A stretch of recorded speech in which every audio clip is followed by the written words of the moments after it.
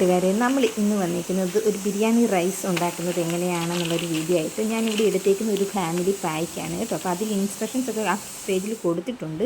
കൂടാതെ അതിനകത്ത് ഇത്രയും ഇൻഗ്രീഡിയൻസ് നമുക്ക് ബിരിയാണി റൈസ് വെക്കാനായിട്ട് വേണ്ടുന്ന എല്ലാ ഇൻഗ്രീഡിയൻസും കാര്യങ്ങളും എല്ലാം അതിനകത്തുണ്ട്. അപ്പോൾ അത് വെച്ചിട്ടാണ് നമ്മളിപ്പോൾ ഇന്ന് ബിരിയാണി റൈസ് ഉണ്ടാക്കുന്നത്. അപ്പോൾ ഞാൻ ഇതുപോലെ പാക്കറ്റായിട്ട് റൈസ് ഉണ്ടായിരുന്നു. അപ്പോൾ റൈസ് ഒന്ന് കഴുകി. അപ്പോൾ ഞാൻ വീഡിയോ എടുത്ത് വോയിസ് ഓവറൊക്കെ ചെയ്യാൻ വന്നപ്പോഴത്തേക്കിന് നമ്മുടെ മാളസും കുട്ടിമാളസും വന്നിട്ട് പറഞ്ഞ് അവർക്ക് അതിൻ്റെ വോയിസ് ഓവർ ചെയ്യണമെന്ന് പറഞ്ഞുകൊണ്ട് വീഡിയോ പിടിക്കാൻ വേണ്ടി വന്നത് കേട്ടോ. അതാണിത്.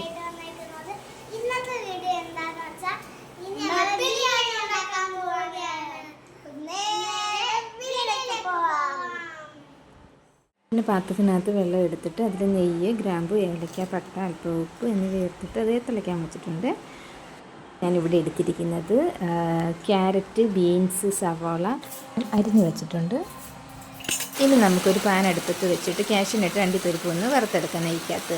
അപ്പോൾ നെയ്യ് നമുക്കതിൻ്റെ കൂടെ തന്നെ കിട്ടും, പക്ഷേ ആ നെയ്യ് നമുക്ക് തികയില്ല. അപ്പോൾ ഞാൻ ഒരു പാക്കറ്റ് നെയ്യും കൂടെ എൻ്റെ എക്സ്ട്രാ ഉണ്ടായിരുന്നു. അപ്പോൾ അതും കൂടെ വെച്ചിട്ടാണ് ഞാൻ ഇത് വറുക്കുന്നത്. അപ്പോൾ നമുക്ക് സവാളയും ക്യാരറ്റും ഒക്കെ ഇനിയും വഴറ്റേണ്ടതായിട്ടുണ്ട്. അതെല്ലാം നെയ്ക്കകത്താണ് വഴറ്റുന്നത്. അപ്പോൾ നമുക്ക് നെയ്യ് ആവശ്യം വരും. പക്ഷേ ഇതിൻ്റെ പാക്കറ്റ് ഫാമിലി പാക്ക് മേടിക്കുമ്പോഴത്തേക്കും അതിനകത്ത് നെയ്യ് നമുക്ക് തികയത്തില്ല.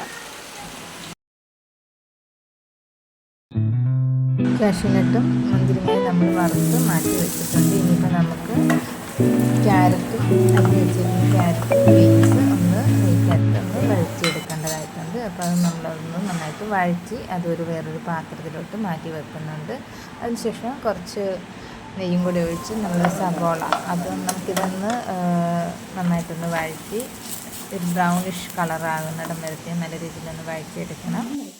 നമ്മുടെ വെള്ളം നന്നായിട്ട് തിളച്ച് വന്നിട്ടുണ്ട്. അപ്പം നമുക്ക് കഴുകി വെച്ചേക്കുന്ന നമ്മുടെ അരി നമുക്ക് അതിലോട്ട് ഇട്ട് കൊടുക്കാം. പിന്നെ ഒരു കാര്യം ശ്രദ്ധിക്കണം, 80% വേവും മാത്രം മതി അരി. ഒത്തിരി വെന്ത് പോയി കഴിഞ്ഞാൽ നമ്മുടെ ചോറ് നമ്മൾ ഉദ്ദേശിക്കുന്ന രീതിയിൽ റൈസായി കിട്ടില്ല, തൊട്ടി പിടിക്കുകയൊക്കെ ചെയ്യും. അപ്പം നമുക്ക് 80% വേവാകുമ്പോഴത്തേക്കിന് അരി നമുക്ക് വേറൊരു പാത്രത്തിലോട്ടൊന്ന് ഊറ്റിയെടുക്കാം. ഞാനിത് ഇങ്ങനെ ഒരു പാത്രമാണ് എടുത്തിരിക്കുന്നത്. ഇതിലോട്ട് നമുക്ക് അരി ഊറ്റിയെടുക്കാം.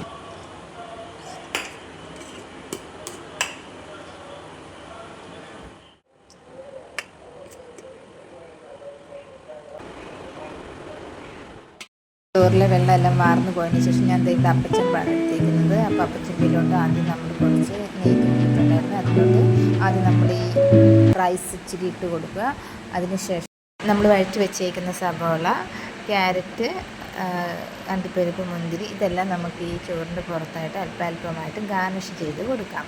അപ്പോൾ അത് ഗാർണിഷ് ചെയ്തതിന് ശേഷം വീണ്ടും ലെയറായിട്ടാണ് നമ്മൾ ഇങ്ങനെ ചോറ് ഇട്ട് കൊടുക്കുന്നത്. ഇതൊന്ന് ഗാർണിഷ് ചെയ്ത് കൊടുക്കുക. അതിനുശേഷം വീണ്ടും അല്പം ചോറിട്ട് കൊടുക്കുക, വീണ്ടും ഗാർണിഷ് ചെയ്ത് കൊടുക്കുക. അങ്ങനെ ഒരു 3 ലെയറായിട്ടാണ് ഞാനിവിടെ ഗാർണിഷ് ചെയ്ത് എടുത്തേക്കുന്നത്. കൂടാതെ നമുക്ക് ഈ ഒരു ഫാമിലി പായ്ക്കാണെന്ന് പറഞ്ഞത്, ഈ ഫാമിലി പായ്ക്കിൻ്റെ കൂടെ തന്നെ നമുക്ക് എസൻസ് കിട്ടിയിട്ടുണ്ടായിരുന്നു. അപ്പോൾ ഈ എസൻസും ഇതിൻ്റെ അകത്ത് നമ്മൾ ആഡ് ചെയ്ത് കൊടുക്കുന്നുണ്ട്. ഈ പാത്രത്തിലോട്ട് ഗാർണിഷ് ചെയ്യുന്ന കൂടെ തന്നെ നമ്മൾ ലാസ്റ്റ് കുറച്ച് എസൻസും കൂടെ നമുക്ക് ആ പാക്കറ്റിൽ കിട്ടിയിരിക്കുന്ന എസൻസും കൂടെ നമ്മളിതിന് ആഡ് ചെയ്ത് കുറച്ച് നേരം നമ്മളിത് മൂടി വെച്ചതിന് ശേഷം കഴിക്കാൻ നേരത്ത് നമുക്ക് ഇതെടുക്കാവുന്നതാണ്. അപ്പോൾ നമുക്ക് നല്ല അടിപൊളി സൂപ്പറായിട്ടുള്ള ബിരിയാണി റൈസ് നമുക്ക് റെഡിയായി വന്നിട്ടുണ്ട്. അപ്പം നമുക്കിത് ചിക്കൻ്റെ കൂടെയും ബീഫിൻ്റെ കൂടെയൊക്കെ കഴിക്കാം.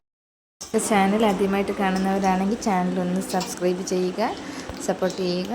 അതുപോലെ തന്നെ ലൈക്ക് ചെയ്യുക, ഷെയർ ചെയ്യുക, കമൻറ്റ് ചെയ്യുക. നിങ്ങളുടെ അഭിപ്രായങ്ങൾ നിങ്ങൾക്ക് തീർച്ചയായിട്ടും കമൻറ്റിലൂടെ രേഖപ്പെടുത്താവുന്നതാണ്. അപ്പോൾ നിങ്ങൾ ഇതുപോലെ ഒന്ന് ട്രൈ ചെയ്ത് നോക്കുക. വീട്ടിൽ നമുക്ക് അടിപൊളിയായിട്ട് ഇതുപോലെ ഒരു ബിരിയാണി റൈസ് ഉണ്ടാക്കാൻ പറ്റുന്നതായിരിക്കും. മറ്റൊരു വീഡിയോ ആയിട്ട് വീണ്ടും കാണാം. Bye bye.